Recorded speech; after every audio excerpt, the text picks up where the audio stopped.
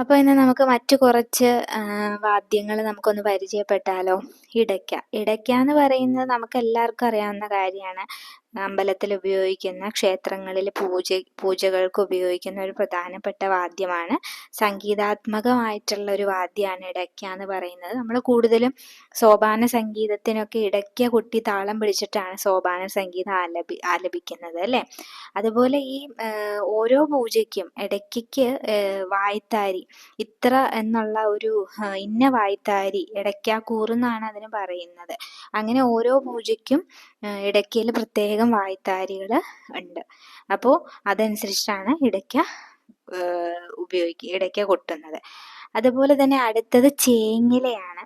ചേങ്ങില എന്ന് പറയുന്നത് ശരിക്കും പറഞ്ഞു കഴിഞ്ഞാൽ ക്ഷേത്ര സംബന്ധമായ പല കാര്യങ്ങൾക്കും, അതായത് ചെറിയ കലശങ്ങൾ എഴുന്നള്ളിക്കാൻ, അതുപോലെ തന്നെ പാണിവാദനം എന്ന ചടങ്ങിലൊക്കെ ഉപയോഗിക്കുന്ന ഒരു വാദ്യമാണ് ചേങ്ങില എന്ന് പറയുന്നത്. അപ്പോൾ എന്താണ് പാണി എന്ന് പറഞ്ഞു കഴിഞ്ഞാൽ തിമിലയും ചേങ്ങിലയും കൂടെ കൊട്ടുന്നതാണ് പാണി. അപ്പോൾ അത് ക്ലിയർ ആയോ? ഇനി അടുത്തതെന്ന് പറഞ്ഞാൽ ചെണ്ടയാണ്. നമ്മൾ നേരത്തെ പറഞ്ഞു ചെണ്ട എന്ന് പറയുന്നത് അസുരവാദ്യമാണ്. ചെണ്ട അസുരവാദ്യമാണ്.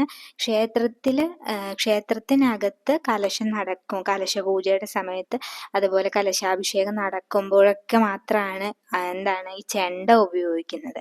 ചെണ്ടയിൽ പല മേളങ്ങൾ കൊട്ടാമെങ്കിലും ചെമ്പട എന്ന മേളമാണ് നമ്മൾ ക്ഷേത്രത്തിനകത്ത് കൊട്ടുന്നത്. അപ്പോൾ ക്ഷേത്രത്തിനകത്ത് കൊട്ടുന്നത് ഏത് മേളമാണ് ചെണ്ടയുടെ എന്ന് ചോദിച്ചു കഴിഞ്ഞാൽ അതിൻ്റെ ഉത്തരം എന്താണ്? ചെമ്പട. അപ്പോൾ അടുത്തത് തിമിലയാണ്. തിമില എന്ന് പറയുന്നത് ശ്രീഭൂതബലിക്കും അതുപോലെ തന്നെ പഞ്ചവാദ്യങ്ങൾക്ക് ഉപയോഗിക്കുന്ന ഒരു വാദ്യമാണ് തിമില എന്ന് പറയുന്നത്. പിന്നെ ഉള്ളത് എന്ന് പറയുന്നത് മരപ്പാണിയാണ്. മരപ്പാണി എന്ന് പറയുന്നത് ഉത്സവബലിയുടെ സമയത്തും അതുപോലെ തന്നെ വലിയ കലശങ്ങൾ എന്നിവയ്ക്ക് മാത്രം ഉപയോഗിക്കുന്ന വാദ്യമാണ് മരപ്പാണി എന്ന് പറയുന്നത്. അപ്പോൾ ഇതിനും ഒരു കൃത്യമായിട്ടുള്ള എണ്ണവും കണക്കും ഒക്കെ ഉണ്ട്.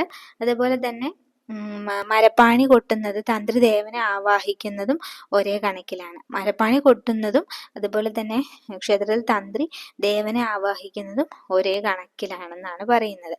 അപ്പോൾ ഇത്രയൊക്കെ കാര്യങ്ങളാണ് നമുക്ക് വാദ്യങ്ങളുമായിട്ട് ബന്ധപ്പെട്ട് പ്രധാനമായിട്ട് കുറച്ച് അറിഞ്ഞിരിക്കേണ്ടത്. അപ്പോൾ ഇന്നലെ നമ്മൾ ശംഖിൻ്റെ കാര്യം പറഞ്ഞിരുന്നു.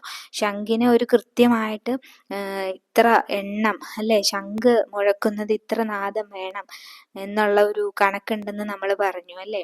അപ്പോൾ ശംഖിൻ്റെ